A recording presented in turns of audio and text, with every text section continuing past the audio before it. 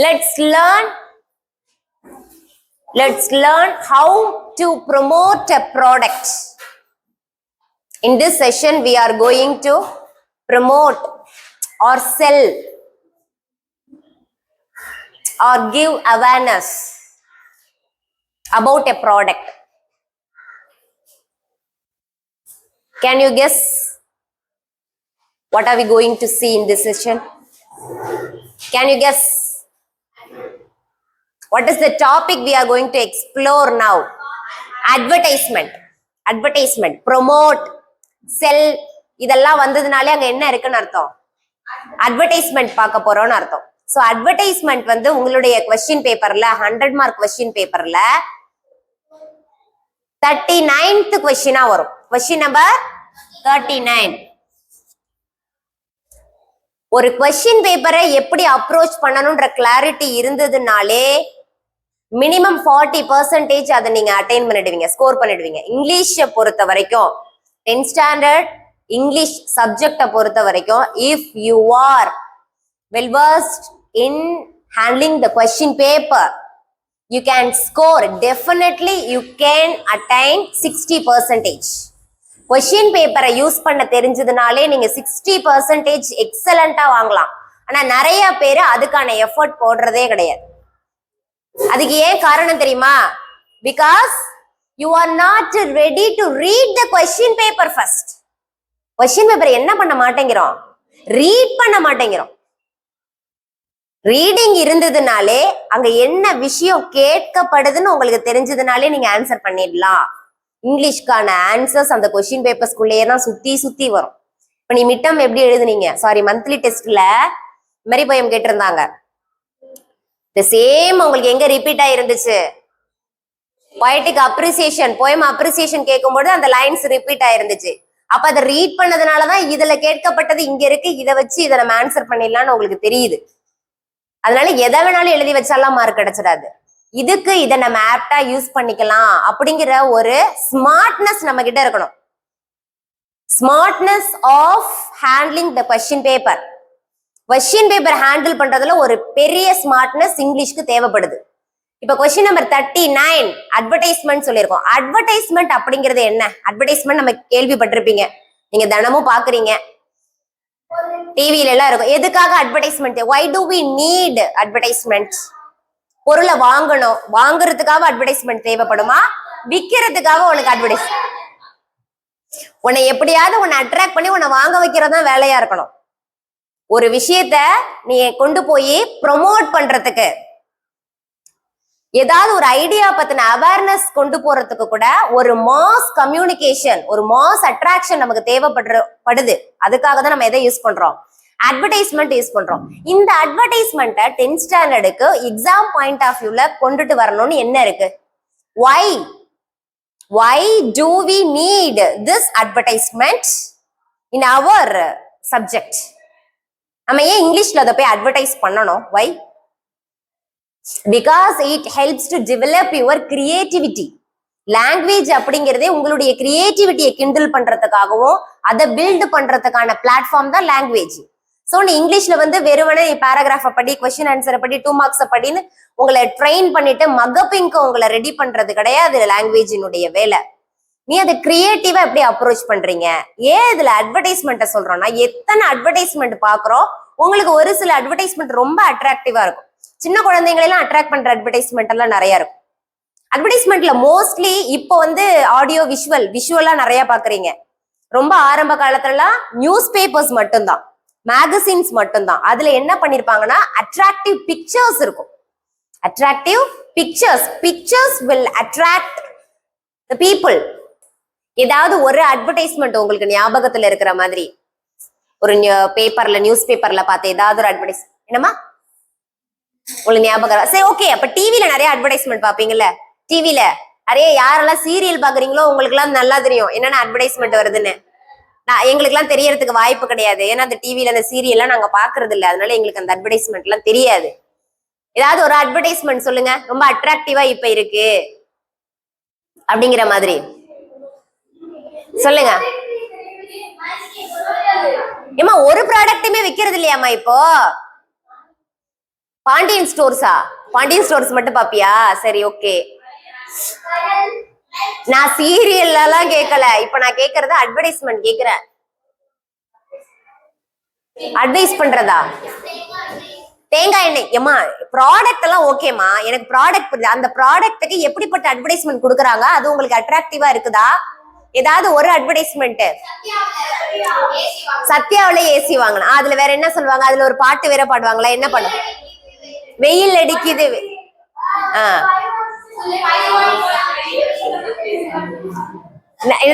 குழு குழு AC offer. கரெக்டா அதுல நம்ம ஒண்ணு சொல்லணும்னா அதுல என்ன சொல்லுவாங்க? குழு குழு ஏசி ஆஃபர். அது கொஞ்சம் அட்ராக்டிவா இருக்கா? உனக்கு அந்த வேர்ட்ஸ் அரேஞ்ச்மெண்ட்ஸ் எப்படி இருக்கு? கொஞ்சம் நமக்கு ஞாபகமா இருக்கிற மாதிரி இருக்கா? சரி, உங்களுக்கு ஒரு அட்வர்டைஸ்மெண்ட் சொல்லுன்னு சொன்னா அதுக்கு நீங்க இவ்வளவு யோசிக்கிறீங்க. 90s கிட்ஸ் காலத்துல அந்த அட்வர்டைஸ்மெண்ட் எல்லாம் சொல்லிட்டே போகலாம். புரியுதா? நாங்கெல்லாம் டிவி பாக்குற காலத்துல இருந்தக்கூடிய அட்வர்டைஸ்மெண்ட் எல்லாம் ஓ சாமி கிட்ட வாங்கினாலும் சத்யா கிட்ட வாங்கணும் பொருள் அப்படின்னு இருக்கா? Very nice, very nice, very nice. நான் உண்மையிலே சோப் எதுமா? சந்தூர் மாமி. அது வந்து காலங்காலமா அந்த ஆட் அப்படியேதான் இருக்கும். சந்தூர் மாமி. அந்த மாம் வந்து எப்படி இருப்பாங்க? கேப்டன் யங்கா இருப்பாங்க. என்னடா கேப்டன்? டெட்டால் சோப்புக்கு கேப்டன் சொல்லுவாங்களா? அப்படியா? நான் டெட்டால் சோப் ஆட் எனக்கு உண்மையிலேயே நான் ரொம்ப அது எனக்கு அதனுடைய இது ரொம்ப கம்மியா இருக்கு. நான் அதிகமா டிவி பார்க்காததுனால எனக்கு அந்த அட்வர்டைஸ்மெண்ட் எல்லாம் சுத்தமா தெரியல. நாங்க டிவி பார்த்ததுல எல்லாம் விப்புல் சாரீஸ்னு சாரீஸ்க்கெல்லாம் ஒரு ஆட் ஒண்ணு பண்ணுவாங்க. அந்த ஆட்ல எப்படி இருக்கும்னா, இன்னொரு முறை சொல்லுங்க அப்படிம்பாங்க. இன்னொரு முறை சொல்லுங்க. அதை திரும்ப திரும்ப அதை நாங்க ரொம்ப ரொம்ப காலம் அதை யூஸ் பண்ணிட்டு இருக்கோம். சோ அதே மாதிரி ஒருத்தவங்க வந்து ஒரு சோப்பு ஆட் ஒண்ணு ஞாபகம் இருக்கு. ஒரு டிட்டர்ஜென்ட், இப்ப நான் அரசன் சோப்பா, அங்க நாங்க இது பண்ணும்போது ஒரு டிட்டர்ஜென்ட் வாஷிங் பவுடர் நிர்மா அந்த பாட்டு அது வந்து இப்ப கூட இடையில தியேட்டர்ஸ் போனா கூட போட்டுருவாங்க. அந்த வாஷிங் பவுடர் நிர்மா நிர்மா அப்படின்ற அந்த சாங் வந்து ரொம்ப ஃபேமஸா இருக்கும்.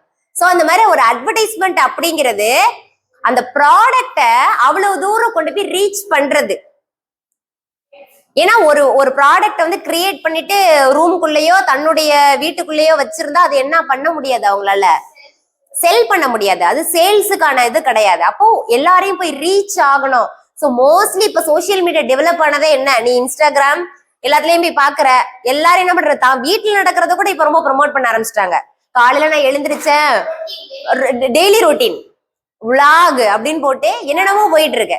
சோ நம்ம வந்து ஒரு அட்வர்டைஸ்மெண்ட் அப்படிங்கிறது ஒரு ப்ராடக்டை எப்படி ரீச் பண்றோம், ப்ராடக்ட் மட்டும் கிடையாது, ஒரு சர்வீஸ், ஒரு சேவையை எப்படி கொண்டு போய் சேர்க்கிறோம், ஒரு ஐடியானா என்ன அர்த்தம்? ஒரு திட்டத்தை எப்படி கொண்டு போய் சேர்க்கிறோம், ஒரு கருத்தை கொண்டு போய் எப்படி சேர்க்கிறோம்.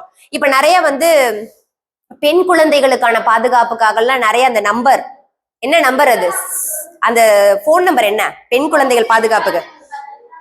1098. அது சொல்லி சொல்லி அது என்ன ஆயிடுச்சு, 1098 அப்படின்னு என்ன ஆயிடுச்சு, ரீச் ஆயிட்டு. சோ ரெப்படிஷன், ஒரு விஷயம் திரும்ப திரும்ப சொல்லப்படுறது அண்ட் ஆல்சோ அட்ராக்டிவா சொல்லப்படுறது உங்களுக்கு ரொம்ப அழகா போய் ரீச் ஆயிடும். அப்போ ஒரு அட்வர்டைஸ்மெண்ட் அப்படிங்கிறது நம்ம எந்த அளவுக்கு அட்ராக்டிவா பண்றோன்றது புரியுதா? ஆனா நீ அதுல என்ன பண்ற, அடிச்சு கிறுக்கி மொழுகி வச்சா அது அட்ராக்டிவா எப்படி இருக்கும்? 5 மார்க்ஸ்.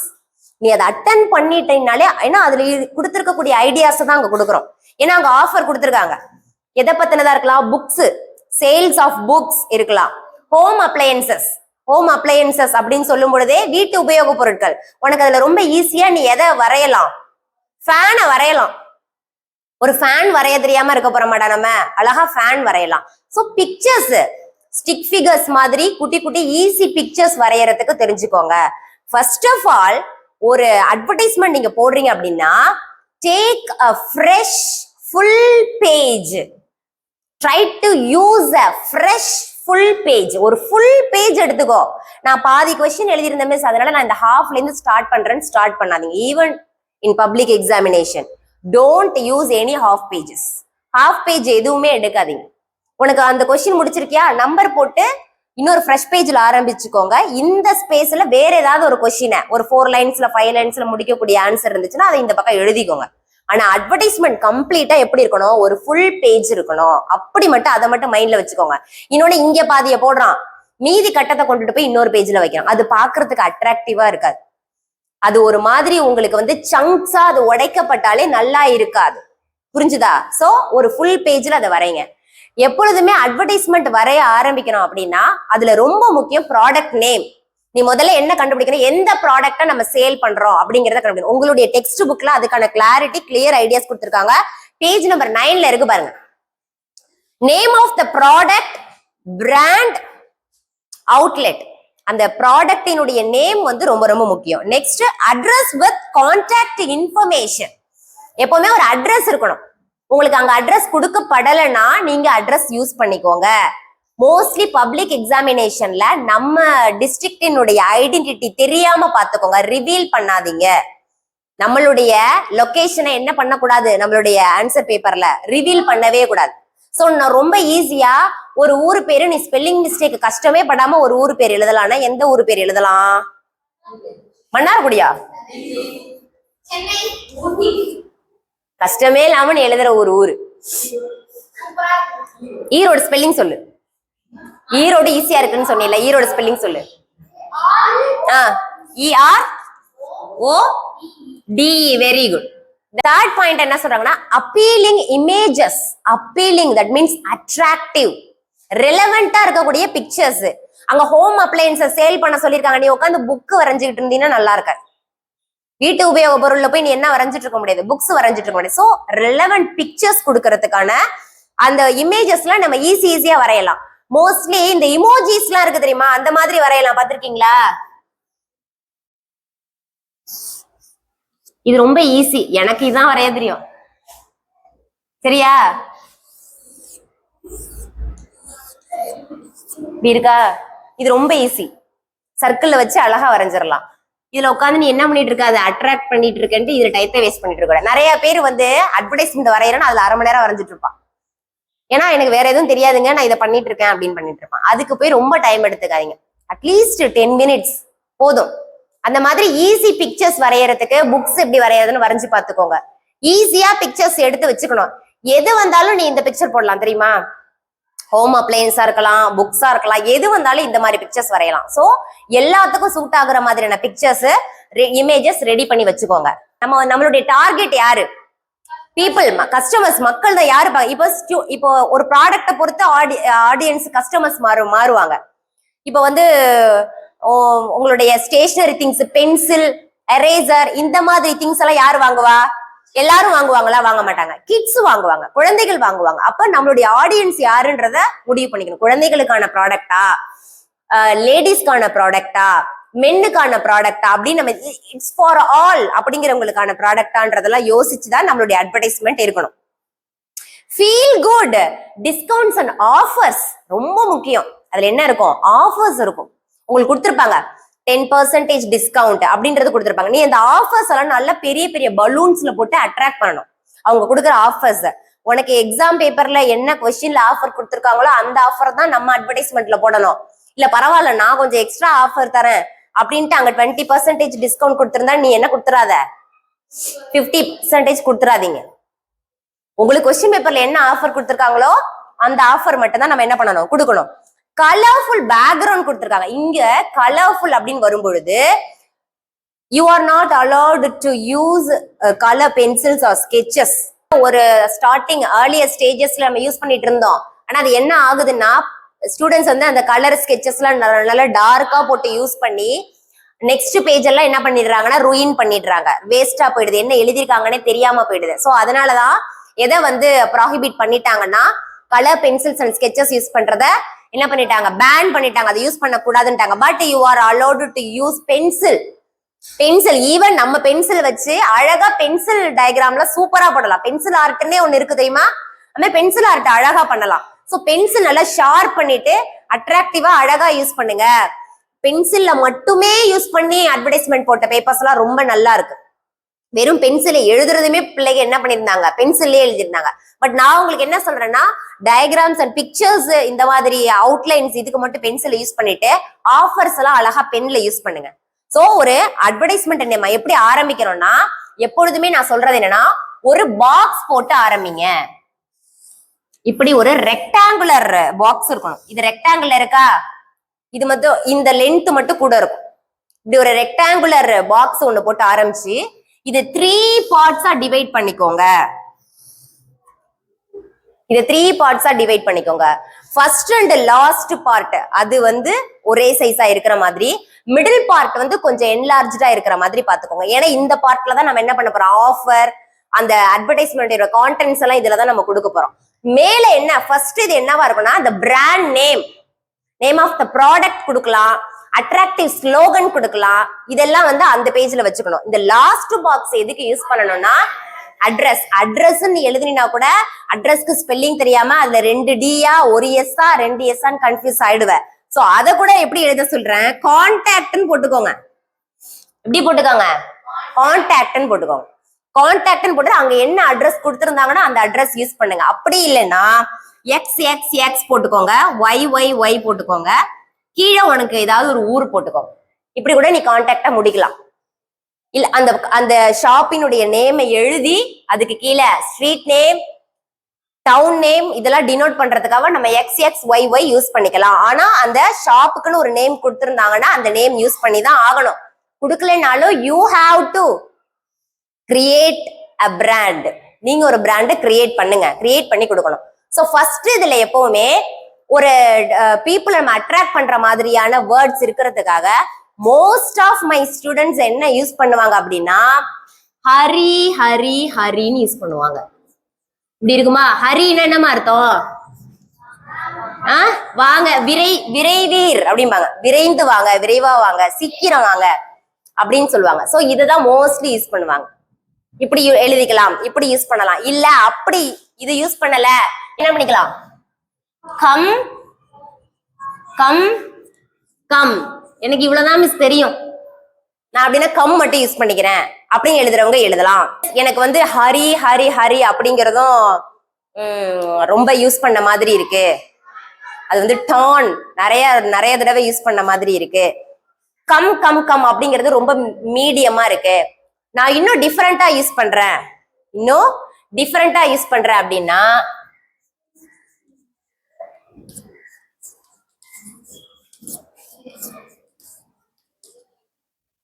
வெனி விடி விசி அப்படின்னு யூஸ் பண்ணுங்க.